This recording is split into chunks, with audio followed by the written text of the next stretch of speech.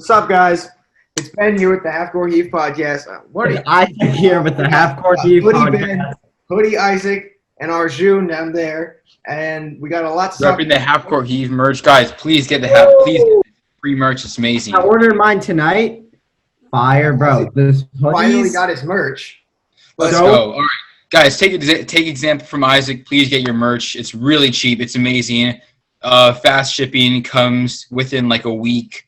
It's not a lot of money. It's not a lot of extra money. It's a great design. It's perfect. Ben, start us off. All right, so let's get straight into it with the controversial shit. But before we get into our first topic, I do want to just briefly talk about that Nuggets game last night. So before the Nuggets-Lakers game, we saw, people might not see this the night after, but last night we saw the day before LeBron and the Lakers complained about the referees. Oh. And then clearly they changed. Clearly they changed how they ref because LeBron shot a whopping 14 free throws in that game, alongside, I think it was 6 straight possessions of free throws, including free throws for Anthony Davis when he shot, came down, and just hurt his ankle by landing on the floor. They called a foul on that shit. It was disgusting how the referees called last night. But despite that, and despite how Anthony Davis played, I think a really good thing for the Lakers was how LeBron stepped up defensively last night. I mean, even if a lot of the calls defensively, in the final 5 minutes, Jamal Murray didn't score again. The guy who had been so clutch throughout the playoffs never scored again because LeBron. There were some risky calls where you could say, and I thought there were some body fouls, but they weren't clear fouls, and the refs clearly did favor him a little bit. But of course, the NBA would. But I think they shut down. Wait, look, I'm gonna stop you right in your tracks. What? Okay, let's take Game 2. Game 2, the Nuggets shot 32 free throws. I'm not defending the Lakers, but the Nuggets shot 32 free throws. Yeah, if you're the Nuggets, you can't complain. You can't be complaining because the refs have been on your side for the majority of the series. This game was terribly officiated. But hey, guess what? It only matters. Mike Malone actually spoke out about this, and the way I see it is that it only matters to you if it's not going your way. If refs are giving you a call, it doesn't matter. But if the refs are giving the other team calls, it now matters. So that's just obviously. But then I think a really, really big question mark for the Lakers going down the line is Anthony Davis has been a terrible rebounder in the series, and mainly since the first round of the playoffs. Never should this team ever be being out-rebounded by anybody, nevertheless the Nuggets.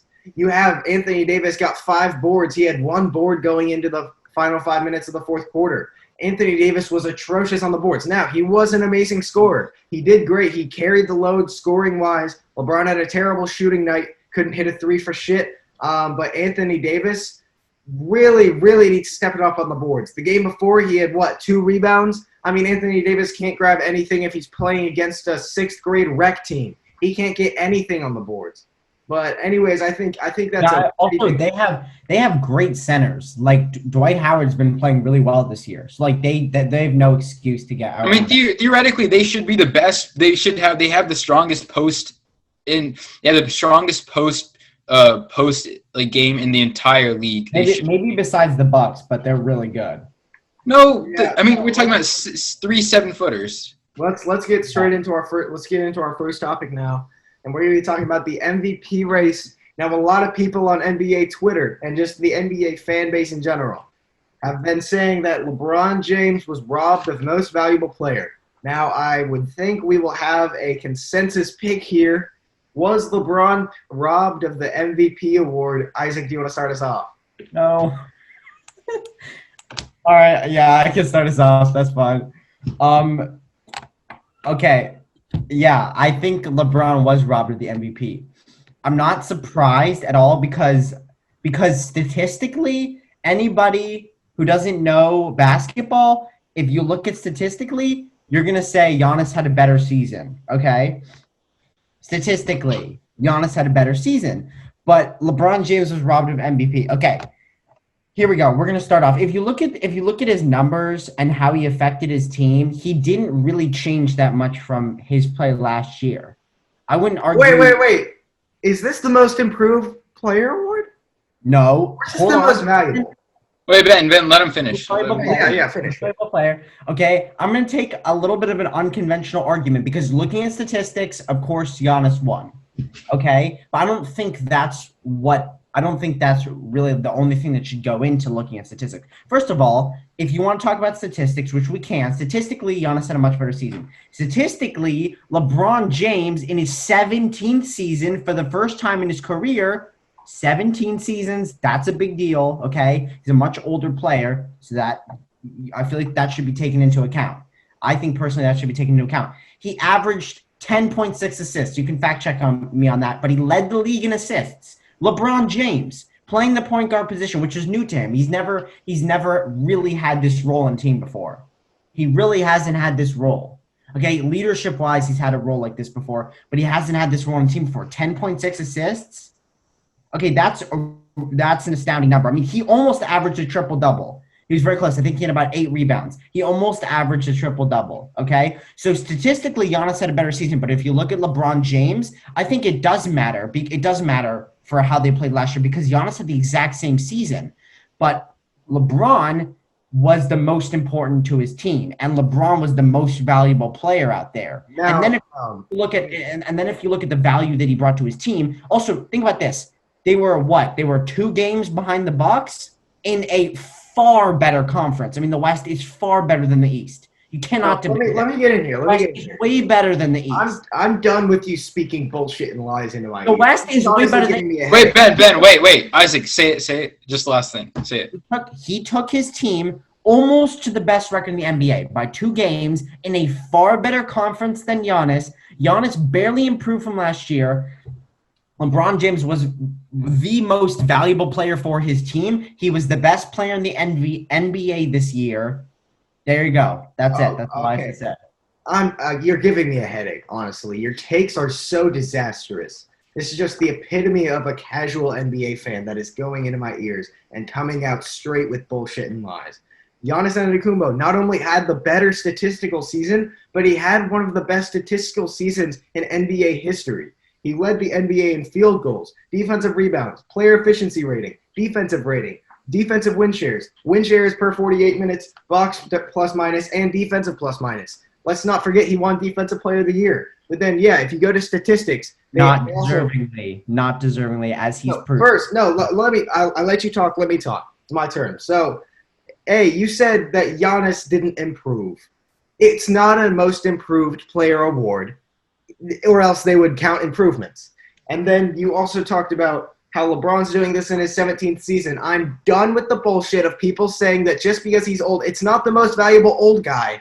The age doesn't mean shit. It is most valuable to their team. But going on, before I talk about value to their team, going on statistics, LeBron was basically bodied in every single category statistically in standard and advanced statistics, where Giannis averaged more points, more rebounds, more blocks, a higher shooting percentage, true shooting, efficient shooting, any shooting percentage, 4 more team wins, 4 more, which he led to the best team, not almost the best team in the NBA, the best team in the NBA.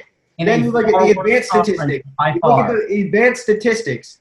They have the same offensive rating. Giannis has a better defensive rating by a large margin. Giannis has more defensive win shares. Giannis has the same amount of offensive win shares for a player that's supposed to be so much worse on offense. And then you have his blocks plus minus is 3 higher. His player efficiency rating is 6 higher. And his value over replacement rating is higher. There's nothing LeBron James has on this guy. And also, I know you're about to say something about the playoffs. There's nothing about the playoffs that goes into this award. This is a regular season award, Isaac. This is what happens in the regular season. In the 56 or in the however many games they played, I think it was like 63 or something. That's how many games it accounts for. Not the playoffs, not how far they went. But also, if you go to team impact-wise, you said he was the most valuable to his team, which is completely false. Because without Anthony Davis, this team's about probably a 5 seed. You put Giannis's Bucks without Giannis, then you maybe have an 8 seed or a 9 seed. They had a great defensive season, but who the fuck on that team is scoring? Nobody. That team would be atrocious without him. He was by far the most valuable player, by far the best player, led the NBA in so many categories, and had one of the greatest single NBA regular seasons of all time. Don't miss me with that bullshit. Yeah, statistics. Here, Isaac. You didn't make a single argument besides statistics. I did. I said team impact. He had a tired Yeah, team. okay, And look, you can look at the playoffs because they're the same team. If you look at the playoffs without, they beat the Heat in the playoffs one game without Giannis in the game. Also, yeah, but you know what? LeBron James. Not playoff basketball. This is a regular season award. Yeah, but you can still look at the impact of not having a player on the team. I'm giving you the impact right now with his plus minus being 3 higher. He was also a more efficient player and statistically, Giannis had a better season. So do you bet that he is better statistically? And who is the best player in the LeBron James? All right, guys. No, who is the best player in the NBA right now? What do you say? Who is the best player in the NBA right now? Giannis Antetokounmpo. You think Giannis is a better player right now than LeBron James? Yes, and for years and years to come. Guys, let me take over on this part because I haven't got my say in. I want to get my say in because I'm more on Ben's side because I agree that Giannis deserved MVP, but I do share some similar interests with Isaac because when Isaac says when you make the argument that you have a member of the first team All NBA, it gives you points on both sides because I mean, first of all, you have first Anthony Davis is on your team. I don't think LeBron. I think LeBron is the more important than Anthony Davis because he's the only facilitator there. So, and I think he's the best one, and he's the best at doing it in the NBA. But you also have Anthony Davis, who's averaging more than LeBron because LeBron's finally had someone who he can actually rely on, a big man. I don't think he's ever had a big man except for say old Shaquille O'Neal, who can actually do something. But you know what I have to say about this? I think that Giannis deserves this, not because of the impact, not because of the stats. The stats, of course, the stats all point towards Giannis, but I think towards the fact that Giannis is the offense. People double up on Giannis. Middleton gets those open shots. Without Giannis, Eric Bledsoe is pretty useless. You look at Chris Middleton. He's not going to get those easy shots anymore when people are doubling Giannis. And you look at the Bucks. I don't even think they're an 8th or 9th seed. I think they're a terrible team without Giannis. I think he's the glue of that team. No, don't get me wrong. LeBron is playing at an incredible rate at his age. But like Ben said, it's the MVP. I don't think age. I'm perfect. I'm so impressed by what LeBron's doing, but when it comes to the MVP, I don't think that takes a big impact on. All right. So let's really quick. I want to say I think Giannis is very deserving of the MVP, and I have my own. I really like Giannis as a player, even though I have my own criticisms of him that mostly come in the playoffs, which I understand this award isn't for. But I just think what did LeBron get? 14 votes out of 100. I just think that's disrespectful. But I'm not surprised. I thought Giannis would get the MVP, and I'm not. But you thought LeBron should have gotten. He should have had more of a chance, but more than he did. So yeah that's understandable. But let's move on to our next topic. So the 76ers have now, out of nowhere, they were supposed to have Ty Lue as their locked-in coach, have now expressed a lot of interest, probably mainly from the players, in signing Mike D'Antoni to be their head coach over Ty Lue. Do you think this is a good move? Arjun, you can start this one off. I think this is not a good move at all because, guys, I mean, look at the Sixers right now. I would say they're mainly a defensive team, and we all know Mike D'Antoni's weakness for defense. He can triple the offense as much as he wants, but this is a team that needs a coach that's capable of running defensive plays. I mean, we're looking at Ben Simmons, who's probably the best defensive guard, and then Joel Embiid, one of the most defensive bigs. So, and they don't have the. Do you guys? I'm going to ask you guys this question. Do you guys think the 76ers have the offensive talent, the offensive arrays of weapons that they have? Do they have those weapons for a Mike D'Antoni type of team? All right, no. So, no, 100%. I agree with you for the Mike D'Antoni not being hired part. I think that would be a dumb move on the Sixers' part for a lot of reasons that I will get into. But I think that if they were to sign D'Antoni, they've already said they would make a lot of moves because you would have to make a lot of moves for D'Antoni to be this head coach. But here's my reasoning for Mike D'Antoni being a terrible, terrible fit for this Sixers team. And this is because D'Antoni is – okay, so first of all, Mike D'Antoni has never had a player like Joel Embiid be such a focal point in his offense or his defense. He's never had a big be the big point.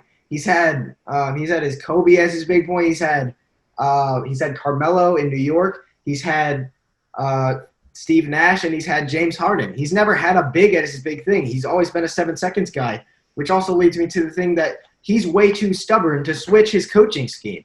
If he wasn't so stubborn, he's a hell of a coach. Don't get me wrong. He's one hell of a coach, and he deserves to be coaching a great team. But he's not playoff basketball kind of coach. That's not what I was going to talk about that later. But Mike D'Antoni, he's just too stubborn to switch from the 7 seconds lineup, which doesn't work because he just can't cooperate with bigs.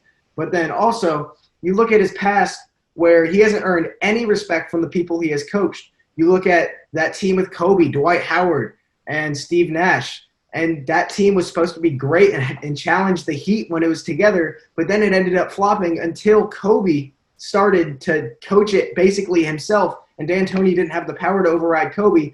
Kobe turned that season around from being terrible because they let D'Antoni coach at first, and he couldn't coach that basketball team. It's not that simple. He's the reason that team was such a flop. D'Antoni is just not – he doesn't have any respect from the stars that he coaches. He's too stubborn to switch him. And also, for my last point, hiring D'Antoni would mean you're completely giving up on Ben Simmons because they said they'll be openly trading anybody. I mean, where the hell would Ben Simmons fit with Mike D'Antoni? Nowhere. That wouldn't be able to work. So you're basically saying you're giving up on Ben Simmons, who besides shooting is one of the, if not like top 5 best rising stars in the NBA, because that dude, besides shooting, he can do everything. Everything is what he can do. Isaac, you said something that caught my attention. You said that the 76ers have this type of roster already to be a good fit with the D'Antoni system. Well, no, I was saying, so you know what? I was trying to really think about D'Antoni, and although I don't think although I had, you guys know how I feel about the Sixers and Brett Brown. You know how I feel. I think coaching was one of their main problems. And I think hiring a guy, you know what? I've tried to stick up for Mike D'Antoni, think about it, but I actually can't stick up for it. I think Ty Lue's a much better fit defensively. What I was saying was that they have the pieces. I think getting James Harden would be insane offensively and even defensively, because James Harden has gotten so much stuff for being bad defender. He's had good defensive performances recently, and I don't like him as a defender, but I say he's definitely improved. But right now, as a team with a good coach, Ben Simmons, I mean, people don't understand this. Ben Simmons and Joel Embiid can be a good pair, and they have been in the past. It's about how you incorporate the other players around them. They don't have good players surrounding. They have good players that are being paid way too much that just don't fit into their system. And Ben is 100% right. D'Antoni refused to change his coaching in Houston. He went all in on small ball, and we saw how poorly that did against the Lakers. Yeah, I think that I think they need to go. They need to get Ty Lue. They need to get a good coach, because that has been their problem, and they have to go all in on that. And they have to. I don't think they can be successful. Isaac, I don't think Harden would be. Of course, he'd be pretty good on there, but they don't need another superstar. I think they just need shooters. Like, they gave up on JJ Redick. They need those key role players. I mean, even a guy like Jordan Clarkson. So we're going to move on, but before we do, I just want to say Ty Lue, I think he is the perfect fit because he's a championship coach, and this team does not have championship leadership. He's one of the most well-respected coaches in the league. I mean, tell me one player. I mean, LeBron respects him and lets him coach. And then he no. As much as the memes he runs a good system, and he can also adapt to change, which A, is good for his system because he can change his system, and B, it's good because there's probably going to be a lot of change on the Sixers roster this offseason. But let's move on to our next topic, which is actually not a current day NBA topic, but today we're going to be debating about who is the better player, current Nikola Jokic or prime Dwight Howard. You know what? Isaac, start us. I got this, actually. All right. Thank you, Ben. And you guys, I don't think you'll agree with me, actually. Actually, if you're smart, you will. It can go either way, though. I think this is a pretty close debate. I think that I would pick current Jokic because I would value his offense because Jokic is such a valuable offensive player. I mean, overall, you look at Jokic is a center. He's 7 foot plus, and he's averaging 10 assists per game in the playoffs. Jokic is averaging, 30-something points in the playoffs? He's insane. He's averaging per 100 possessions. You compare them, he's averaging more points, assists, and he has a better offensive rating. I mean, when you look at Dwight Howard, of course there's an argument for Dwight Howard, and there's a very valid one at that, because he's a great defensive player, and he's just such a great classic big when he was in his prime. But Nikola Jokic is different from the average and also better than the average just get in the middle and bully center. Like, Dwight was a great defensive center, but Jokic is the better scorer, playmaker, shooter, and better efficient player. I mean, I would have to give this to Jokic because I value his offense. He also has some good defense, but I value his offense over Dwight's defense. Okay, Ben, wait, no, Isaac, can I start us off with this? Go ahead. Well, I'll be quick. So I think that you have got this completely wrong. Yes, Jokic is different. They both play different ways, and Jokic has, let's see, playmaking. Let's go with playmaking and overall shooting. And scoring. Those are two stat categories. LeBron's a better passer than Giannis. Does that mean LeBron's more? Does that mean LeBron's better than Giannis in this year?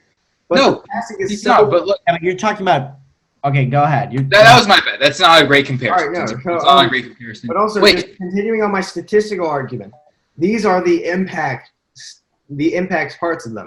You look at value over replacement rating. Jokic has a whole point on him. You look at offensive plus minus. Jokic has 3 points overall and plus minus higher than him. You look at box plus minus, 3 higher than him. They have the same. I mean, it's just you look at all the categories, but in the offensive category, Jokic just has such an overblow of a better player offensively that it goes over his defense, which to me means he's a better player. And I know you might say, well, Dwight Howard brought his team to the finals in that year, and that was pretty cool. That was a really good thing by Dwight Howard. Again, I'm not discrediting what he did, but Jokic has currently, you could say Jamal Murray's there too because he is, but those two have brought that team to the Western Conference Finals, and they're playing against LeBron James. They brought down the Clippers, who were supposed to be the best team in the NBA, and they did it from a 3-1 lead, which is phenomenal. I think Jokic deserves his respect that you guys are not giving him, and I would choose him over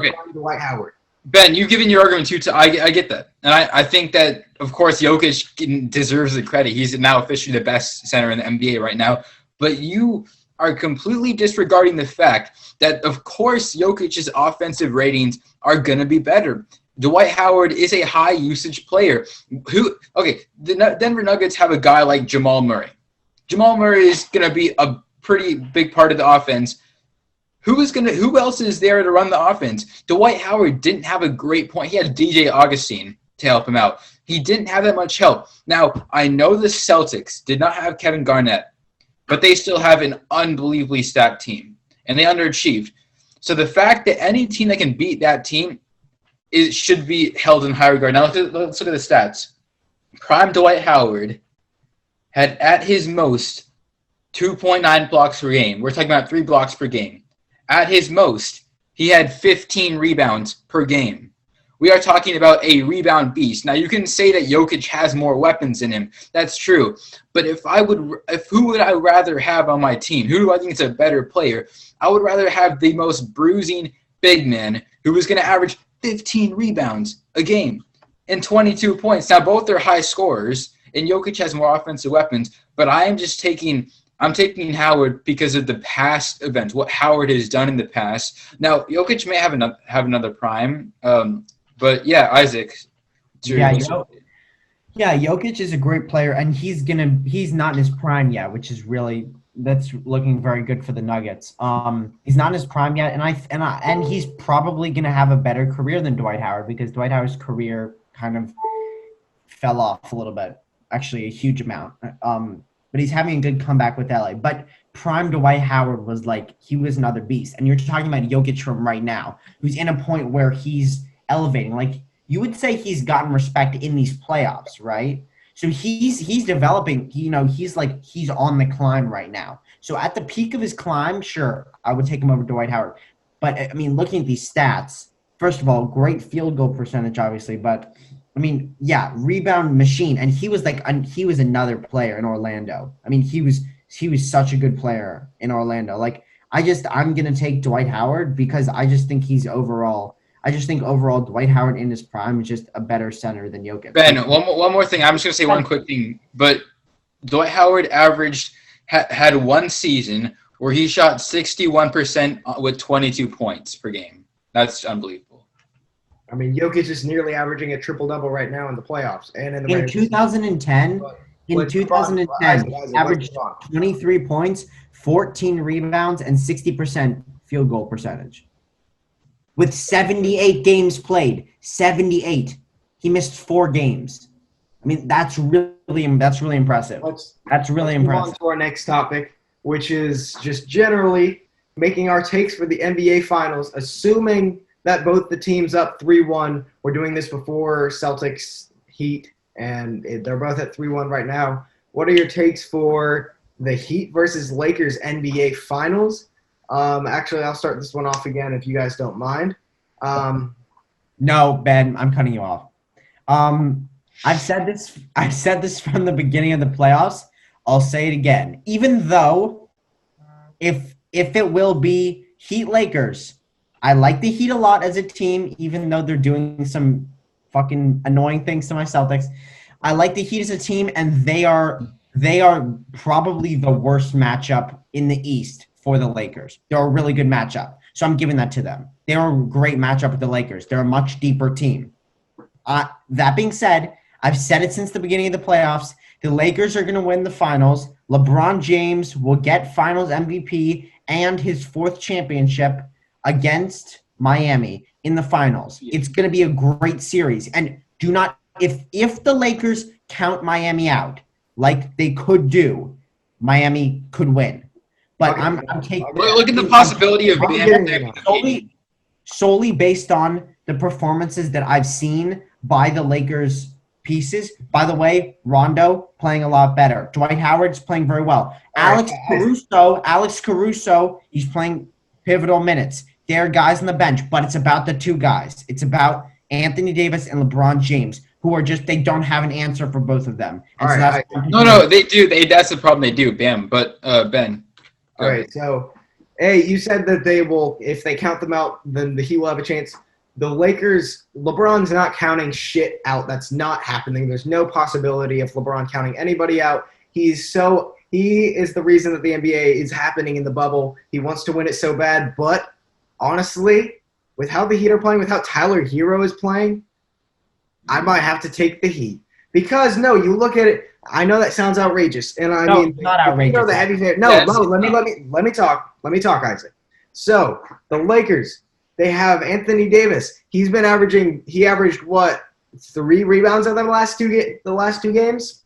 He's been getting lackluster boards over one of the laziest appearing boarding centers of all time in Nikola Jokic, where he's just kind of slow. Like he's very good, but he's very slow. And you're getting out-rebounded by him and Paul Millsap. I mean, Anthony Davis is very lackluster on the boards. And then JaVale McGee's not getting minutes. And Dwight Howard's been stepping up. But is that enough to stop Bam Adebayo? No. Because when you look at a pure paint beast, Bam's going to crush him.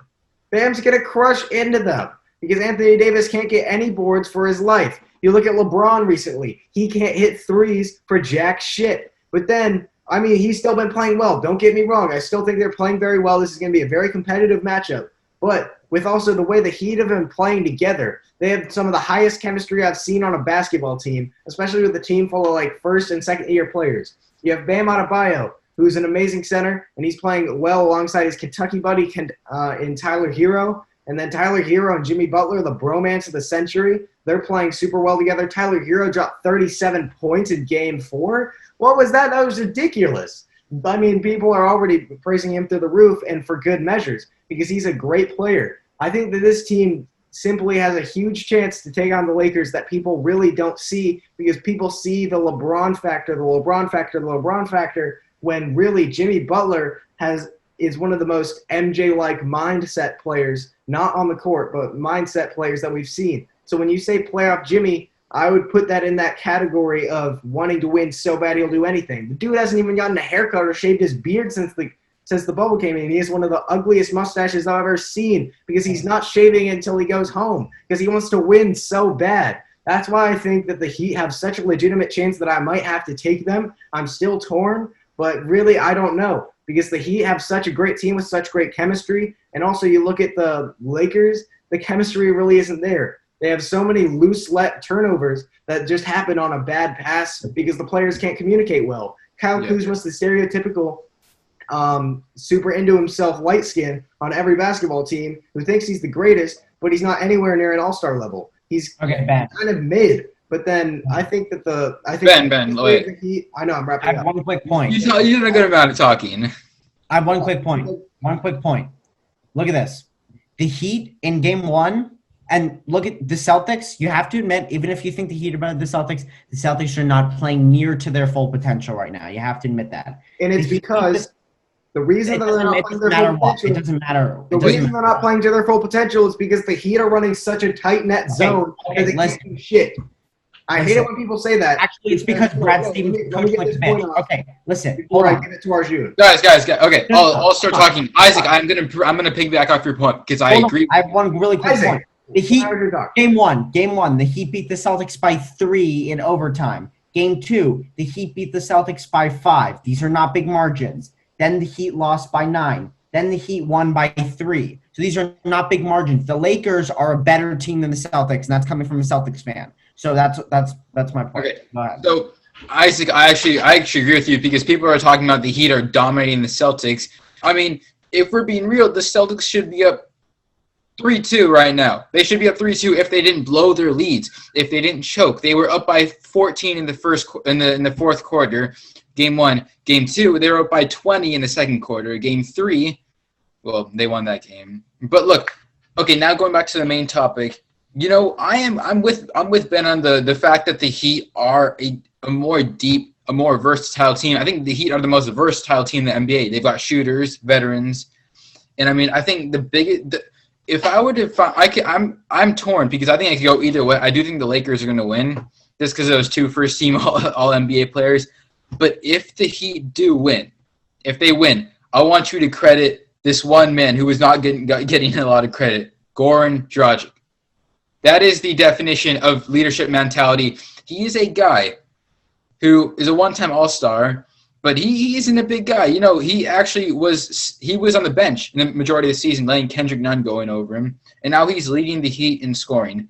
So if the Heat do beat them, I would credit Bam Adebayo, who has the capability of locking up AD. We have to recognize that, and we have to recognize the fact that Goran Dragic is a walking bucket. So that's all I should say. I'm torn. I think before Isaac gets on it, Isaac, you said that the game, like the Celtics aren't playing near their full potential, but it's not that the Celtics aren't performing. It's that the defense of the Miami Heat is just so elite with the zone they've been running. The zone they've been running has been completely shutting them down. That's why Tatum had 0 points in the first half. I mean, this defense at the Heat. He had 23 points in the second half, though. So he did redeem about the 0 points he had in the first half. But then you look at their zone. Their zone has been locking them up, and I don't care that they haven't been necessarily locking them up to the point where it's a blowout game because it's a close game every time. That's because they're playing a team that has what is, according to basketballreference.com, the most efficient starting lineup in the NBA with Gordon Hayward there.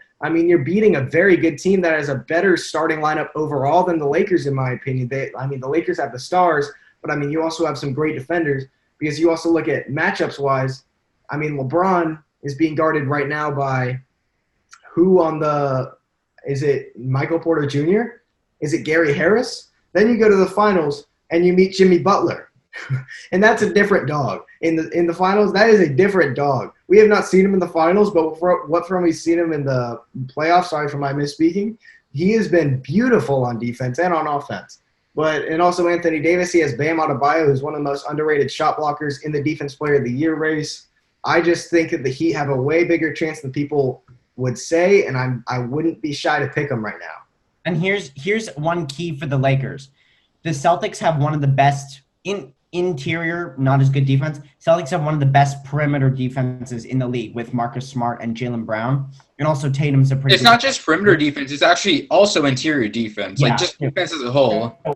the Lakers have to step up on interior defense because the Heat have such a good shooting team. Tyler Herro, Duncan Robinson, they can make shots. Jimmy Butler is a good shooter too. Goran Dragic is a good shooter. They have a lot of guys who can make shots. Max Kellerman would maybe say Iguodala, that he's going to take Iguodala. But in all seriousness, the Lakers have to play because the Celtics are still getting, still not defending as well as they need to be to prevent. I think it's just turnovers. Turnovers beating them. Yeah, but the Lakers have to play good perimeter defense, or the 3-point line is going to obliterate them in the finals. All right, Ben.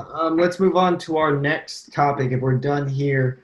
And we're going to be next talking about Trae Young. And I have a lot to say about this one, but I'll let you guys go first. So where would you guys rank Trae Young among stars in the NBA? And is he underappreciated in the NBA, need to say? Arjun, you want to start this one off? I do want to start this one off because I think that Trae Young is definitely top 10.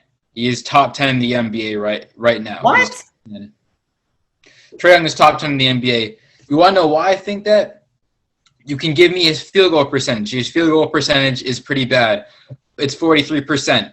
But he is a high usage player. He runs the offense, so he's not going to have a great one. Now, guys, you're saying you can't name 10 players better than Trae Young. Yeah, I think he's up there in the top 10. I think he is. Because look at this. He's leading he's second in assists. He's a great passer. He's a great shooter. He's not a great passer. That's the thing. Yes, you're looking at the basic statistics here. You're looking at the front page of ESPN when you search Trae Young. You're not looking at his terrible assist-turnover ratio. He is so terribly inefficient and so terribly inconsistent. And he also I don't even need to say this. He cannot win for shit. He can't win for shit. That's because he doesn't have a bench. He couldn't win for shit. I'm not blaming him. Ben, don't blame Trae Young. Blame his team. He is a second-year player. He's a second-year player averaging 30 points. Give him credit. Give him credit for the I'm not giving him credit for shit. He's one of the most inefficient players in the NBA. People like to knock him to be the next coming of Stephen Curry, and he can't even shoot well. Can Stephen Curry play defense? Literally, okay, I'm going to make a take here. No. He's just a glorified Devontae Graham. Hold on, Ben. You cannot name 10 players in the NBA better than Trae Young. Yeah, I think he's top. I think he's 8 or 9. I think he's 8 or 9, somewhere around there. Look, guys, Isaac, what's your reason for Trae Young being so low? Why is he so low? As a top 10 player in the NBA, with the piece that he has, wouldn't do as dog shit as they had in the past season. No, he didn't. Ben, Isaac, look at their team right now. Their team is terrible. With the addition of Capella, now they've got a real chance. But their team is terrible. They're relying on a Cam Reddish who is extremely inefficient. They're not relying on him. If you add a top 10 player in the NBA to a team like that, they're not going to do as horrible that they did like the Hawks did. Okay, let me Isaac, let me get a point in. So I think among stars in the NBA, I think he ranks near or at dead last in my rankings of stars. Not all stars. Not more advanced stats and why his offensive ratings are bad? Or are you just going to – is that what you're ratings are terrible. He's turnover hungry. He's super inefficient. He's super inconsistent. When the team wins their 12 games this season, he plays very well. But when they lose their games, which is like 70% of their season, he shoots terribly inefficient. On pull-up jump shots from 3, he shot 27%. 27. Okay, yeah. He's leading the offense, so he's not going to shoot great. Of course, he needs to work on his field goal percentage. But you're talking about turnovers. Who else is on that team that's running the offense? Who else in the Hawks runs the offense? You're going to have turnovers. LeBron has turnovers. LeBron's also an efficient player and a consistent player. Well, now we're comparing LeBron to Trae Young. Players together. Any person who runs the offense, he's the only person who runs the offense, the main focal point, is going to have turnovers, and that's that. Now, you guys – an insane amount. I'm going to bring up one more thing because I think you guys are going to bring up the fact that he is statistically the worst defensive player in the league, which he is. He's statistically the worst defensive player in the league. if you were to use that on a player, then Isaiah Thomas, who was also the worst defensive player in the league, should not have been in the MVP conversation. There's a reason he didn't win it. Well, yeah, but he's also in the the conversation. The reason that he was in that debate, Arjun, the reason he was in the MVP conversation was because he was the focal point on the best team in the East. That's why he was in that conversation. Okay. Not only is Trae Young the worst defensive player in the league, and not only is Trae Young super inefficient, not only is he super inconsistent, not only is he turnover hungry, and not only can he not shoot a good percentage for his life, but he also can't win basketball games. He has a decent supporting cast, but yeah. We're not talking about games. We're talking about just individual player talent. Arjun, I need you to. I'm gonna list out 11 players, and I need you to tell me that Trae Young is better than what? Then fits in with the top 8. Okay, is Trae Young better than LeBron? No. Is he better than AD? No. Is he better than Giannis? No. Okay, Kawhi. No. Kemba.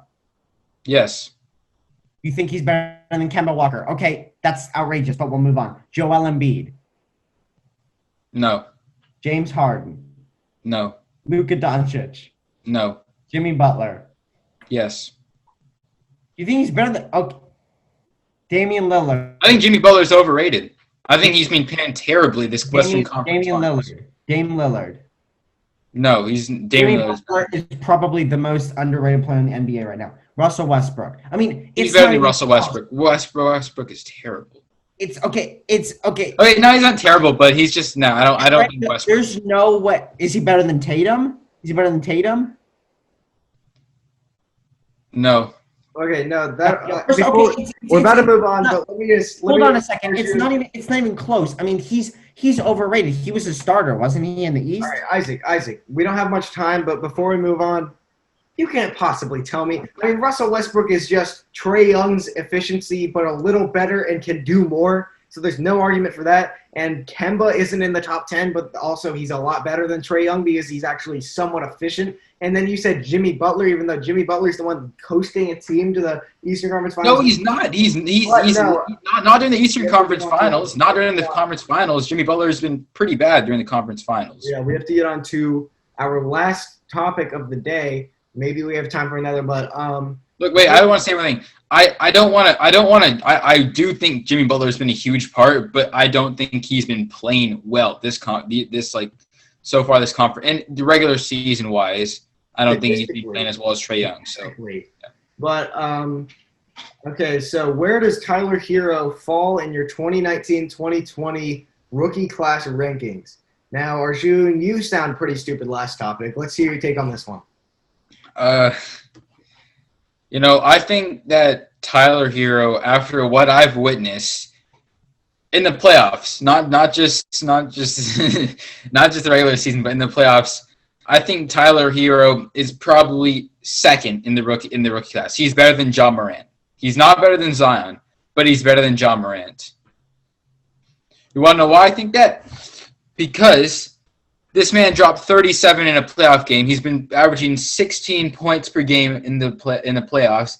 He's been averaging 6 rebounds. He's been averaging 6 rebounds on a Celtics team. He is not a rebounding player, but he's been grabbing those rebounds, averaging 4 assists. And let's look at the access to field goal percentage. No, I can't. Look, my point is that this kid, people say that he has confidence. Yes, he has confidence, but you can also have confidence to be a terrible player.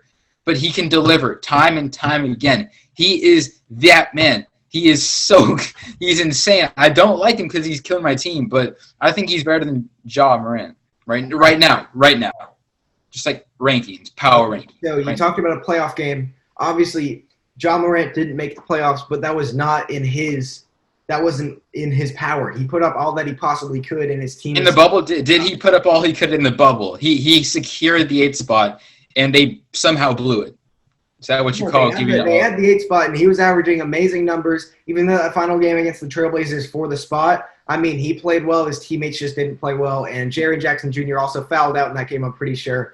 But the fact that you would put Tyler Herro above Ja Morant is straight blasphemy. And I mean absolute blasphemy. That is some of the dumbest shit I've ever heard. Sorry, Arjun. But Ja Morant, the guy who was our consensus rookie of the year, the guy who we were talking about was maybe the best player in this class, but we would still put Zion above him. I would currently take Ja to build a team around over Zion, maybe because of the injury risk. But, I mean, Zion's obviously a better player. But, I mean, you're putting Tyler Herro better than Ja Morant. I'm calling it power ranking. Right now, he's better. When the season starts, Ja's probably going to come back to being better. But I'm talking about power rankings. Right now, in the power rankings, power has shifted. Herro is now above Ja Morant because what he's doing. It's not just his 37 points. It's the fact that he's been cooking the Celtics all series long. The fact that he's making crazy shots. He's not just an incredible shooter. He just beats everybody to the rim. So I'm giving him that. He's better than Ja right now. Isaac. He's gonna okay. He'll have a better career. He could have. Zion will have a better career than. He's gonna have a better career than Ja Morant. Ja Morant is a better player right now, though. I don't think that's a debate because right now Tyler Herro is having the most progression. Maybe besides like Donovan Mitchell. Well, he's out of the playoffs now. But besides like Jamal Murray, he's having one of the best flip rounds. Like he wasn't having this good of a season in the regular season. So that's why I would give it to Ja Morant because I think Ja Morant on a better team is like an incredible player and he's going to progress more. But Tyler Herro's potential steal of the draft at 14, right? Maybe 13. Mm-hmm. Tyler Herro's steal of the draft and his progression. This is going to be – they're going to go to the finals, unfortunately, against the Celtics. And that's such a big deal for a player in his rookie season to go to the finals. Like, that's such a big deal, you know? Like, and also the leadership of Iguodala and Jimmy Butler is going to be so influential in his career for the future. And I think he'll have an incredible career, and his progression is only going to go up from here next season and in the finals. Okay. So I'm still taking Ja Morant, but his potential is really high. His ceiling's really high. I agree with Isaac there. Don't get us wrong. He's one hell of a player. I mean, he's going to have one hell of a career. He's going to probably have a longer and more filled career than Ja Morant on the books there because Ja Morant's a really, really physical guy. He's not a shooter. He's more just get in the paint and get his work done. He's skinny. He's the skinniest guy in the draft. I mean, if you're talking talent right now, there is simply no debate for who's the better player. It's Ja Morant. Ja Morant is just coasting right there because Ja Morant is seriously the closest thing we've seen to Derrick Rose in his prime since Derrick Rose. He's going to be an amazing player in his peak. I don't know how long he'll last, but he is currently so much better than Tyler Herro. And I love Tyler Herro. I love watching the guy play. Okay, yeah. I mean, what was that? You get your final thoughts in because I think this is our last topic of the day. I think that you guys do give good points. I'm just saying right now, after what I've seen for Herro, I'm going to put him up above Ja Morant, but don't get me wrong, Ja Morant did lead. I don't want to discredit him because he led the Grizzlies after this time before. He deserves the Rookie of the Year because he's done amazing things. But, just after what I saw, maybe when the season starts and Ja Morant gets back in his groove and he starts putting up really good numbers again, probably even better because he's getting better and better. Tyler Herro might settle down because the Heat, this is a true Cinderella story that we're seeing from the Heat. They're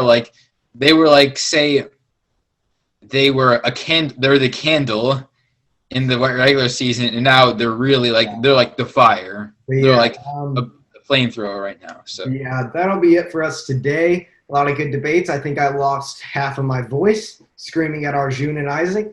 But before we leave, again, I just got to plug it. I just got to. Me and Arjun got ours on. Isaac's is in the mail. I'll have mine on. But I mean, I was sweating during this because this hoodie's hot, but it's also fucking hot. It's good. It's beautiful, and you will get all the ladies if you're wearing it. Simply. And remember, there are multiple colors, guys. If you're watching right now, you're a legend. I love you. Arjun loves you, and Isaac loves you. But anyways, we'll catch you next episode, and see you guys.